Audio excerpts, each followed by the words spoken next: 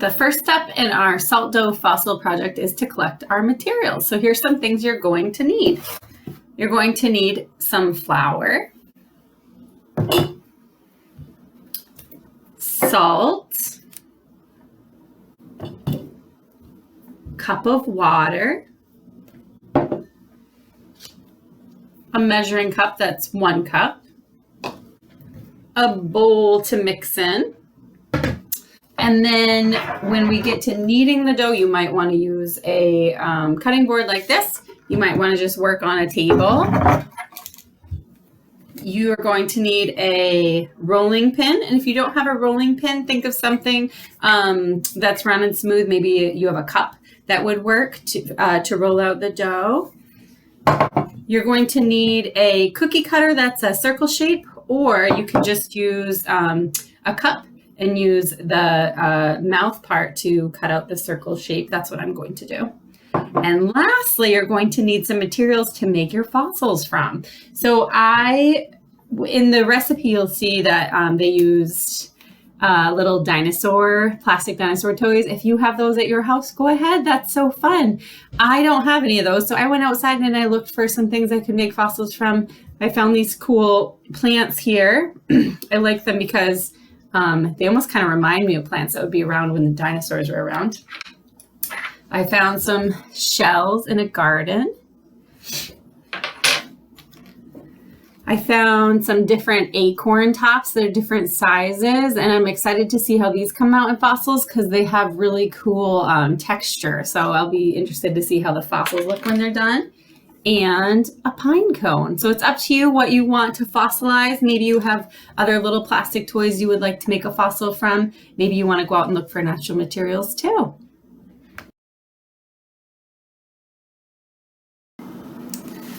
After we've gathered our materials, the first thing we're going to mix together is the flour and the salt. So for this part, we're going to need a bowl. I chose the biggest bowl I have because when I stir, it's a little bit easier when a bigger bowl. And we're going to need that measuring cup. We're going to need 2 cups of flour and 1 cup of salt. So let's see, got my bowl here. I'm going to start with my 1 cup of salt. This is a lot of salt. Fill it on up. I guess that's why they call it salt dough. Okay, got my 1 cup of salt there. I'm going to add it. Next, I'm going to take my flour here. Now, if I'm baking, I know to scoop it out and put it in, but because we're just making salt dough, I don't think it needs to be exact. So I'm going to scoop with my measuring cup. So here's about 1 cup of flour. Boop. 1, and we need 2, so we're going to need 1 more cup of flour.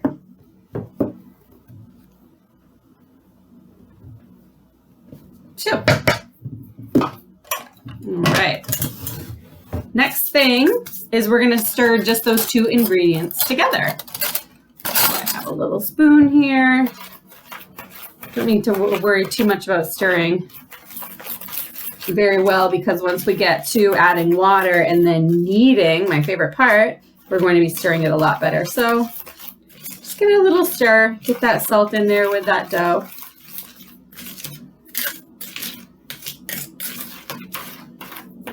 Okay, looks good.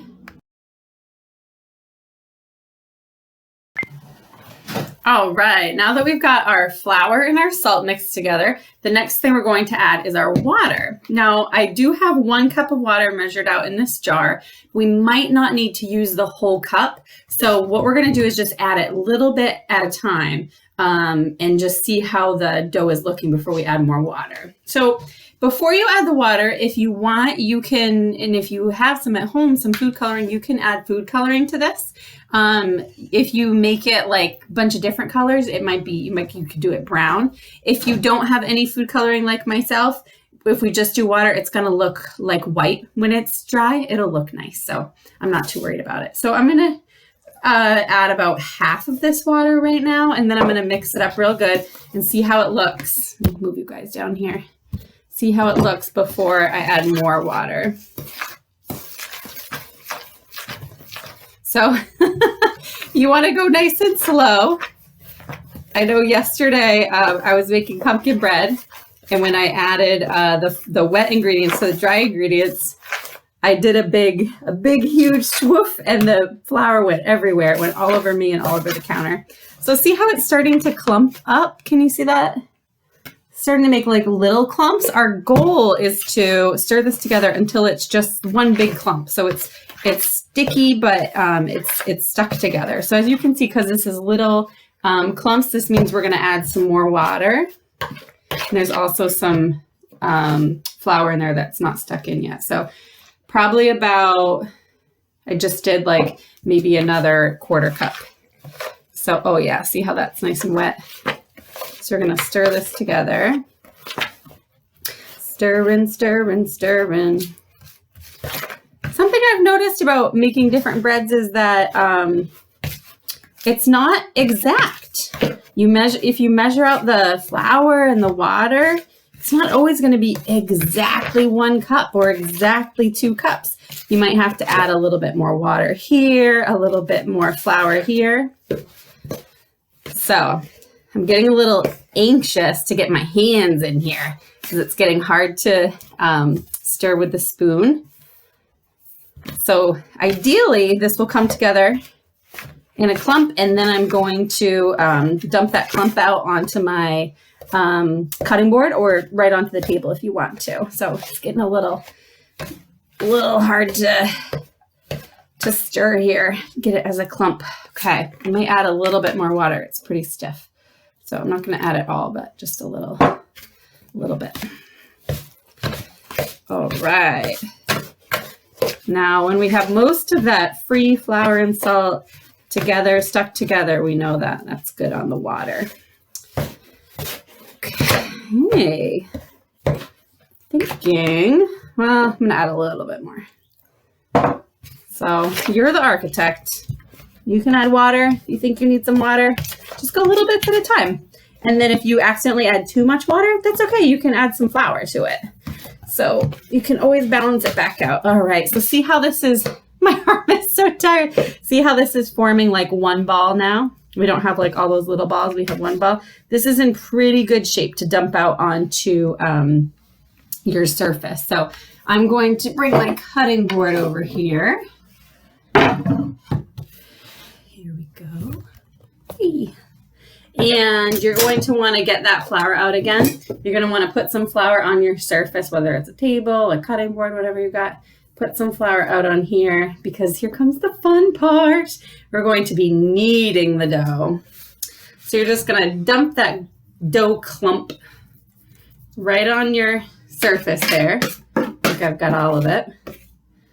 I have a little bit of flour here that's not in the clump. That's okay. We're going to work it in with kneading. All right.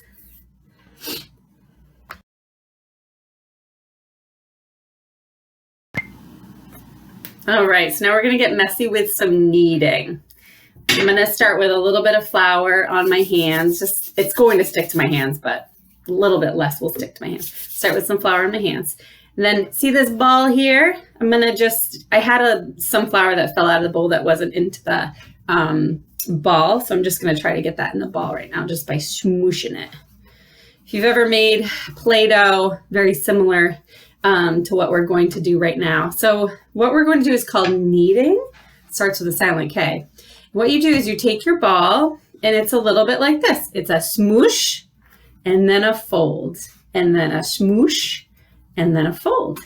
And you just repeat that smooshing and folding and pushing and folding and pushing and folding. Now, the longer you do this kneading, the smoother your dough is going to be. So in the recipe, they're recommending 5 minutes.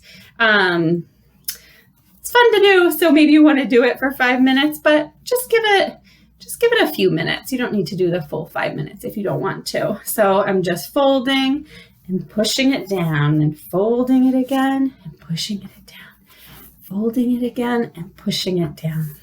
Kneading is one of my favorite things to do to make bread. This feels, it's not as smooth and silky as bread dough because it's a salt dough, but it's still really fun to see it change as you knead it. So I'm already noticing that it's getting smooth. This was just a minute. So it's already getting quite smooth. It's nice. It's not sticking too much to my hands. I thought it would stick a lot more. If it does start to stick to your hands or to your surface, you can see right here, you can just cover that up with some more flour, get some more flour for your hands. That coating of flour just keeps it from sticking. Okay. This is my favorite part, so I could do this the whole 5 minutes. You could do it too. Sometimes I even stand up so I can get my whole body into it. Use 2 hands, fold and swoosh, get all that pressure into there. All right, it's looking pretty smooth. It's looking good. I think we're in good shape. Okay, all done kneading.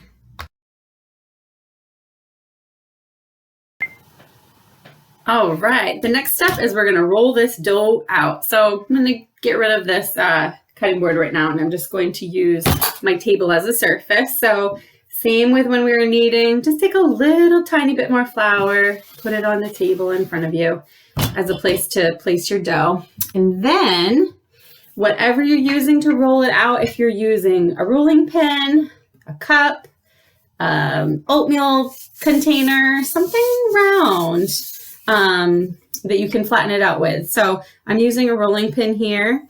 I did cover it with a little bit of flour. If you're using like a cup or a vase or something, you can cover that with flour too. Now we want to roll it out until it's like a 1/2 inch to 1/4 inch thick. So this is still pretty thick. I'm just gonna move it up to make some more space. My hands feel really funny from all the salt. Salty hands. Doesn't matter what shape it's in. Doesn't need to be a pizza shape. We're just going to use this to cut out our little circles. Okay. Now it's sticking a little bit to my rolling pin, so I'm just going to add a little bit more flour. Whoopee.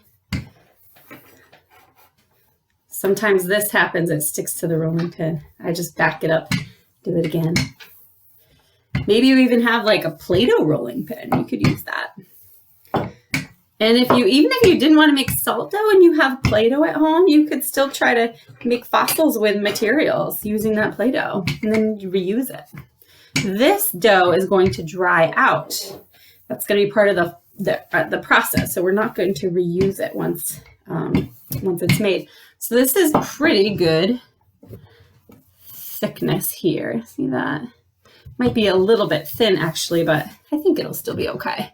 Okay, the next thing we're going to do is cut out circle shapes using cookie cutter if you have one, a cup. If you wanted to do a different shape, you could if you had other cookie cutters. So I'm just going to press down this cup. See these circle shapes coming out. All right.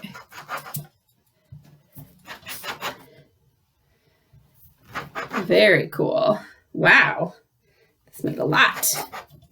Okay, from here, might be easiest, to take off these pieces that aren't the circles. Go around those circles.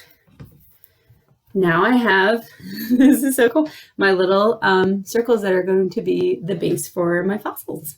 So we have those.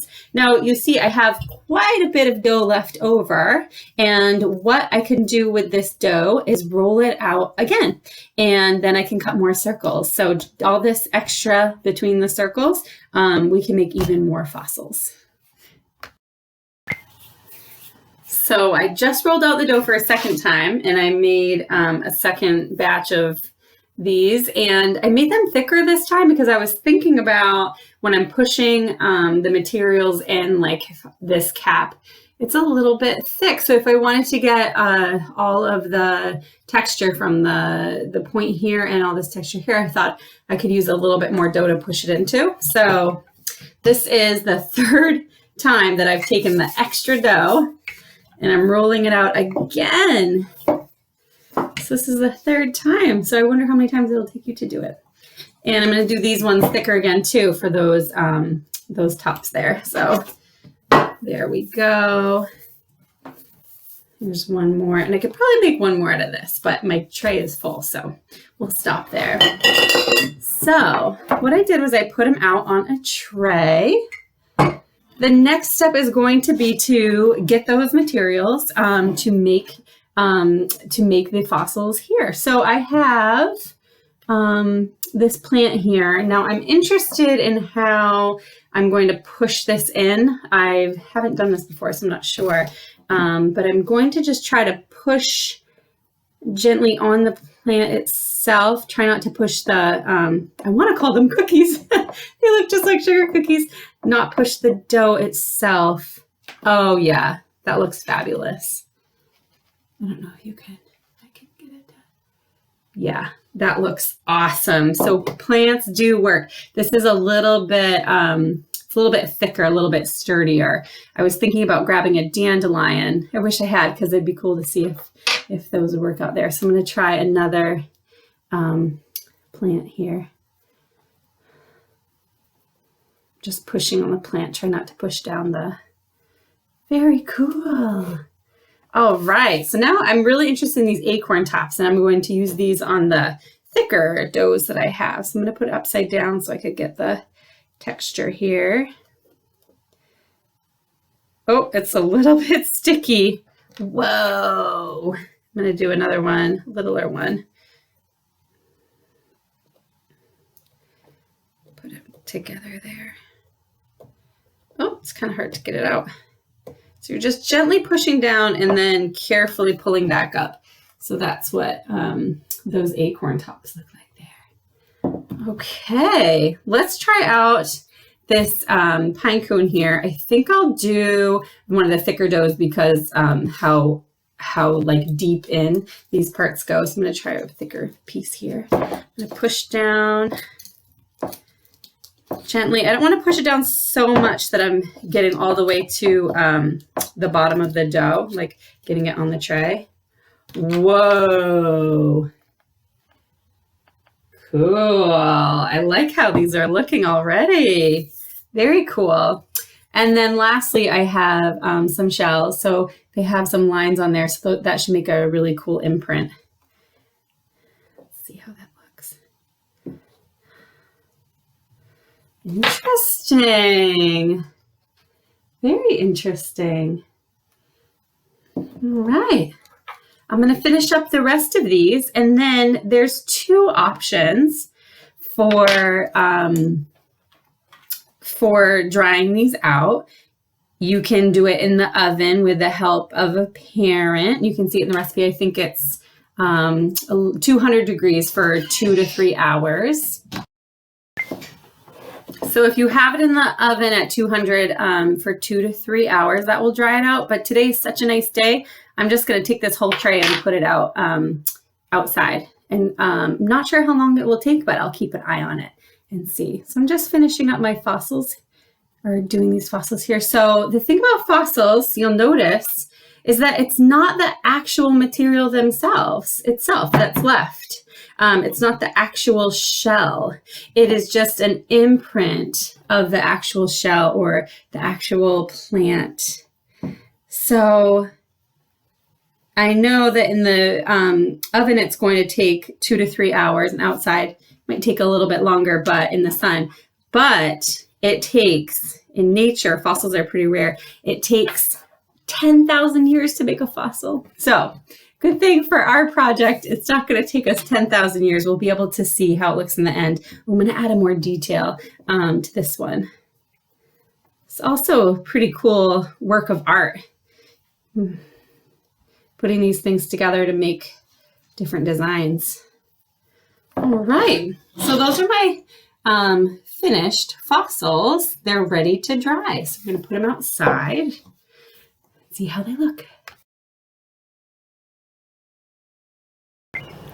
So here they are drying out in the sun. We'll give them a few hours for the sun to do its work. We'll come back and check on them in a little bit.